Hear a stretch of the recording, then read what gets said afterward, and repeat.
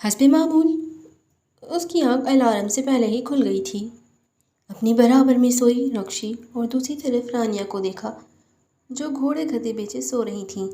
اس کو شرارت سوچی تو اپنے دوپٹے کا کونا سیٹ کر اس نے رکشی کے کان میں ڈالا۔ وہ ہلکا سا کسمسائی۔ اس نے دوبارہ یہی حرکت کی جو رکشی نے زور سے کان کھجایا۔ وہ منہ پر ہاتھ رکھ کر اپنی ہنسی روکنے لگی۔ پھر اس نے ڈائریکٹ رکشی کی ناک کو نشانہ بنایا تو وہ ہڑبڑا کر اٹھی اور ناک کھجائی۔ اپنے برابر میں سوئی رانیہ کو دیکھا تو دوسری طرف مشل کو۔ ایک دم خوف سا آیا تھا اس کے دل میں۔ مشی آپو مشو، اس نے مشل کا کندھا ہلایا جو اس کے اٹھتے ہی سوتی بن گئی تھی۔ ہاں ہاں کیا ہوا؟ اس کی ایکٹنگ پر تو اسے آسکر ملنا چاہیے تھا۔ کسی نے میرے کان پر کچھ کیا، پھر ناک پر، جبکہ سب سو رہے ہو آپ لوگ۔ وہ واقعی ڈر تھی۔ مشل کو زوروں کی ہنسی آئی۔ وہم ہوگا تمہارا۔ نہیں وہم نہیں ہے، واقعی کسی نے کچھ کیا تھا۔ ارے سحری کا ٹائم ہو گیا، جس نے بھی یہ کیا شاید تمہیں سحری کے لیے اٹھایا ہے، کیونکہ تم اٹھتی نہیں ہو نا۔ سچی میں مشو؟ ہاں میں نے سنا ہے ایسا۔ وہ اسے ڈرا رہی تھی اور سب کے سامنے 30 مار خان بنتی رخشندہ بی بی کی ہوائیاں اڑ رہی تھیں۔ چلو اٹھ جاؤ اب اور رانیہ کو بھی اٹھاؤ۔ وہ اسے بول کر نیچے کچن میں آ گئی۔ ساری لائٹس آن کر کی تو صحن میں پلنگ پر وجدان، ہاشم اور راسم سوئے ہوئے پڑے تھے اور اسٹینڈ فین کی گڑگڑ پورے صحن میں گونج رہی تھی۔ اس کو پھر شرارت سوجی۔ آہستہ آہستہ ان تینوں کو پاؤں میں گوئی کر کے نیچے چھپ گئی۔ یہ حرکت اس نے 4-5 بار کی، مگر مجال ہے جو ان تینوں ڈھیٹوں میں سے کسی نے کوئی رد عمل دیا ہو۔ وہ برے برے منہ بناتی کچن میں آ گئی۔ جلدی سے لسی تیار کی، وجدان کی فیوریٹ اسٹرابیری لسی بنائی، پراٹھوں کے لیے پیڑے بنائے، دودھ ابال کر سالن چولہے پر رکھا۔ اتنے میں رقیہ اور پھر عائشہ اٹھ کر آ گئی۔ ارے میری بچی نے اتنا کر بھی لیا؟ رقیہ تو اس کے وارثت کے چلے گئی۔ اب جاؤ باقی ہم کر لیں گے۔ عائشہ کے بولنے پر وہ کچن سے نکل کر باہر آئی۔ سب کو ایک ایک کر کے اٹھایا۔ دلاور تو گھر چلا گیا تھا، اس کی عید تک کی چھٹیاں تھیں۔ رکشی اور رانیہ نے دسترخوان سیٹ کیا۔ ابو آپ کی فیوریٹ کزن آ رہی ہیں، کیسا محسوس کر رہے ہیں آپ؟ راسم نے احد صاحب کو چھیڑا، کیونکہ کسی زمانے میں وہ احد صاحب کی منگیتر کے درجے پر فائز تھی۔ ان کی بات پر رحیم صاحب زور سے ہنسے تھے، جسے پوتے کی بات کا لطف لیا ہو، جبکہ آمنہ بیگم نے اسے گھورا تھا۔ سبھی جانتے تھے کتنی مشکل سے یہ منگنی ختم ہوئی تھی، کتنے بکھیڑے ہو گئے تھے۔ سب فجر کی نماز کے لیے گئے تو وہ بھی سب سمیٹ کر وہیں صحن میں لیٹ گئی۔ نہ جانے کب آنکھ لگی اسے پتہ ہی نہیں چلا۔ کیا بات ہے، تمہارا کچھ زیادہ ہی دل نہیں لگ رہا دکان پر، جو صبح کے گئے افطار کے ٹائم گھر پہ گھستے ہو؟ وہ سب چھت پر بستر ڈال کر لیٹے تھے۔ ٹھنڈی ٹھنڈی ہوا دل کو تازگی بخش رہی تھی۔ بس کام ہی اتنا ہے؟ ہاں تو تجھے بولا تھا میرے ساتھ ہی جاب کا دیکھ، مگر نہیں، تجھے تو دکان میں ہی گھسنا تھا بھائی کی طرح۔ تو اچھا ہی کیا نا، ابو اور چاچو لوگوں کا سہارا ہی بناؤں میں، وہ مسکراتے ہوئے بولا۔ ہاں یہ ہے، مگر اتنا بھی کام نہ کر، روزہ بھی تو ہوتا ہے۔ روزہ تو سب کا ہوتا ہے، بلکہ ہم تو بہت سکون میں بیٹھتے ہیں اسی شاپ میں۔ ان کا سوچ جو روزے کی حالت میں ٹھیلے لگاتے ہیں، 1-1 روپے کے لیے دھکے کھاتے ہیں۔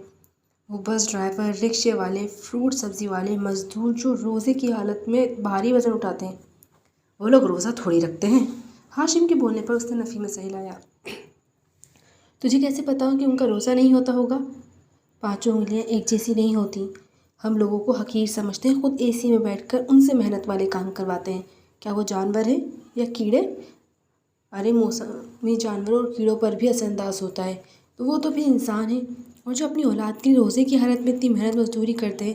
ہزاروں ایسے لوگ ہیں جو بے تحاشا محنت کرتے ہیں محض چند سو کے لیے، اور ہم انسان اتنے بے حس ہو چکے ہیں کہ ہم مہنگے سے مہنگے کپڑے پہنتے ہیں، بنا کسی بحث کے خرید کر مہنگے سے مہنگے ہوٹلوں میں جا کر کھانا کھاتے ہیں، بڑی بڑی عمارتیں بناتے ہیں، لیکن جب وقت آتے ہیں ان بیچاروں کو ان کے حق حلال کی اجرت کا، تو ہماری جیبیں تنگ ہو جاتی ہیں۔ نہ جانے کون کون سے قرضے چکانے آ جاتے ہیں۔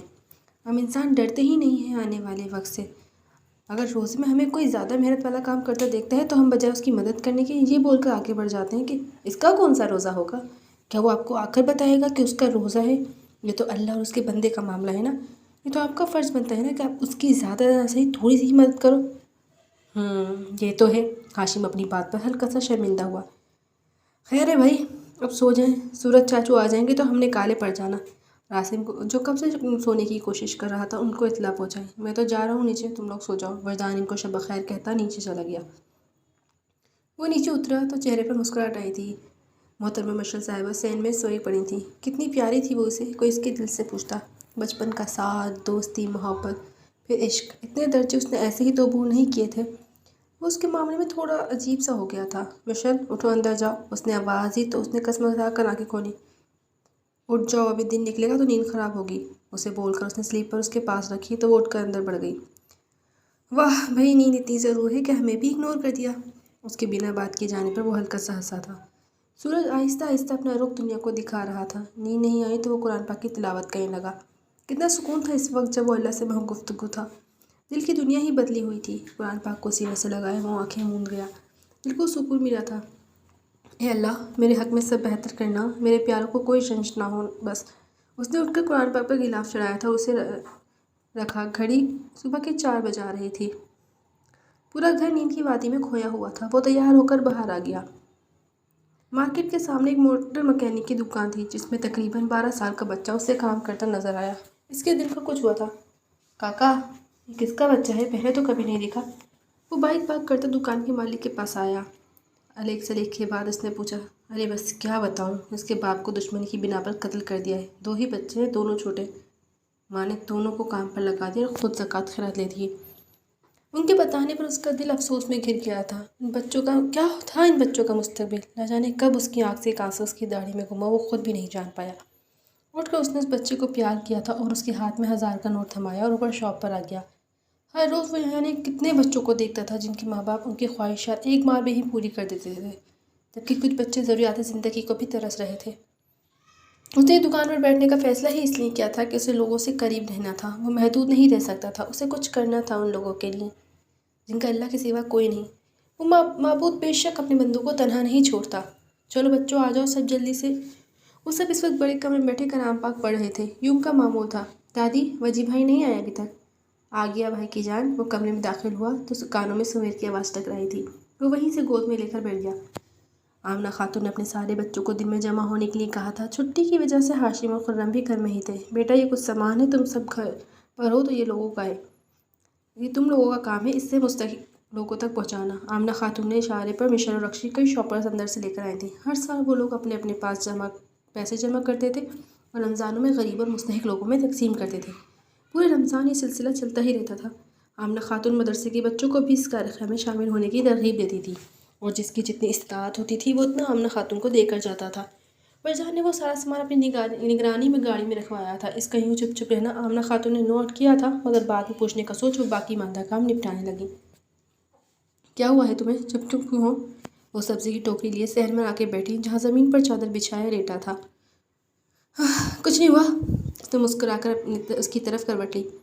کچھ سوچ رہے ہو نا باجی؟ اس کے پوچھنے پر وہ مسکرا دیا۔ ہاں سوچ رہا ہوں نا۔ وہ کیا؟ وہ متجسس ہوئی تھی۔ یہی کہ ابھی چچی تمہاری اچھی والی پھینٹی لگا دیں گی اگر یہ سب تمہارا ٹائم پہ نہ ہوا۔ اس نے مسکراہٹ دانتوں میں دبا کر سبزی کی طرف اشارہ کیا تو وہ گھور کر رہ گئی۔ انسان نہ بننا کبھی۔ منہ پھلا کر وہ کام میں متوجہ ہو گئی۔ جو سوچ رہے ہو نا دادوں سے شیئر کر لو، مسئلہ خود ہی حل ہو جائے گا۔ مسکرا کر کہتے وہ وہاں سے اٹھ گئی تو وہ مسکرا دیا۔ ان کے رشتے ایسے ہی تھے، بنا کہے سمجھنے والے۔ وہ سب ایک ایسی مضبوط ڈور سے بندھے تھے جنہیں وقت کی کوئی آندھی توڑ نہیں سکتی تھی، کیونکہ انہیں سنبھالنے والے اللہ کے اور رسول صلی اللہ علیہ وآلہ وسلم کے احکامات پر عمل پیرا تھے۔ وہ رشتوں کی اہمیت سمجھتے تھے۔ رکشی رانیاں کہاں ہوں؟ مجال ہے یہ دونوں لڑکیاں کبھی بنا بولے کوئی کام کر لیں۔ نیچے آؤ دونوں۔ دریا، جاؤ بیٹا ان کو بلا کر لاؤ۔ عائشہ بیگم کے بولنے پر وہ اوپر گئی اور آ کر بتایا کہ وہ دونوں تو فلم دیکھنے میں مصروف ہیں۔ دریا کی بات پر آمنہ خاتون کے ہاتھ رکے تھے۔ ٹھیک ہے تم جاؤ، دیکھ رہی ہیں اماں آپ انہیں؟ انہوں نے شکوہ کیا۔ کچھ مت بولنا ابھی انہیں، میں خود بات کروں گی۔ آمنہ خاتون کے بولنے پر وہ خاموش ہو گئی۔ روز افطار پر گھر کے سبھی جمع تھے۔ سب نے اللہ کی نعمتوں کا شکر ادا کیا تھا جو انہیں نصیب ہوئی۔ افطار کے بعد وہ سب کمرے میں بیٹھے تھے، تبھی آمنہ خاتون سب کی طرف متوجہ ہوئی۔ دیکھو بیٹا، ہماری زندگی اور اس میں کیے گئے ہمارے اعمال سراسر ہمیں ہی ان کی سزا بھگتنی ہے۔ کوئی تیسرا یہ نہیں آ کر کرے گا، بلکہ اسی طرح ہماری عبادت بھی انفرادی طور پر ہوتی ہے جو ہمارے اور اللہ کے بیچ ہوتی ہے، مگر کچھ ایسی باتیں بھی ہوتی ہیں جن کو سیکھنا ہمارا فرض ہے تاکہ ہمارے بچوں کی اچھے سے رہنمائی ہو سکے۔ رمضان بہت برکتوں والا مہینہ ہے۔ بہت خوش نصیب ہوتے ہیں وہ لوگ جو کہ مہینہ پائیں اور اس کے روزے رکھیں، عبادت کریں۔ گانے سننا، فلمیں دیکھنا یا دوسری دیگر سرگرمیاں جو ہم عام دنوں میں جاری رکھتے ہیں، کیا صرف ایک مہینے کے لیے نہیں چھوڑ سکتے؟ روزہ تو نام ہی اپنے نفس پر قابو پانے کا ہے، بری چیزوں سے بچنے کا ہے۔ تو جب اللہ نے ہمیں اتنا پیارا مہینہ دیا ہے اپنی نیکیوں کا پلڑا بھاری کرنے کا، تو ہمیں تو چاہیے نا ہم اس سے فیض حاصل کریں۔ वो समझा रही थी और सब सुन रहे थे। उन्होंने एक नज़र उन दोनों को देखा जिनके चेहरों पर शर्मिंदगी थी। बस क्या मैं अपने बच्चों से उम्मीद रखूं कि वो इस बाबरकत महीने में ज़्यादा से ज़्यादा नेकियां जमा करेंगे? उनके पूछने कब सब ने हाँ में जवाब दिया तो वो मुस्कुरा दी। चलो शाबाश, जाओ अब तरावी की तैयारियाँ करो। उन्होंने पांदर अपनी तरफ करके उनको तैयारी कहा था। क्या बात है नेकबख्त, बहुत ही समझदार हो गई हो। उनके हाथ से पान लेकर मुंह में रखते रहीम साहब ने सहा था और वो इसका मतलब समझकर वो मुस्कुरा दी। जो चीज़ अब आराम से समझाई जा सकती है तो उसके लिए डांटना ज़रूर नहीं होता। आप ही तो कहते थे ना ये। वैसे तो कभी मेरी कोई बात नहीं मानी, ये बड़ी मानी। वो शरारत से कहकर खुद ही हंसने लगे। आमना, क्या दिन थे ना हमारी जवानी के। वो पुराने वक्त याद करे थे जब बच्चे छोटे थे। वो हर फिक्र से आज़ाद थे। मुझे बहुत फ़ख्र होता है अपने बच्चों को देख। तुमने बहुत बेहतरीन परवरिश की है हमारे बच्चों की। अल्लाह ने हमें इस काबिल बनाया है कि हम अपने बच्चों की अच्छी तरबियत कर सकें, इन्हें अच्छे बुरे का फ़र्क समझा सकें। अल्लाह हम पर अपना करम रखे, आमीन।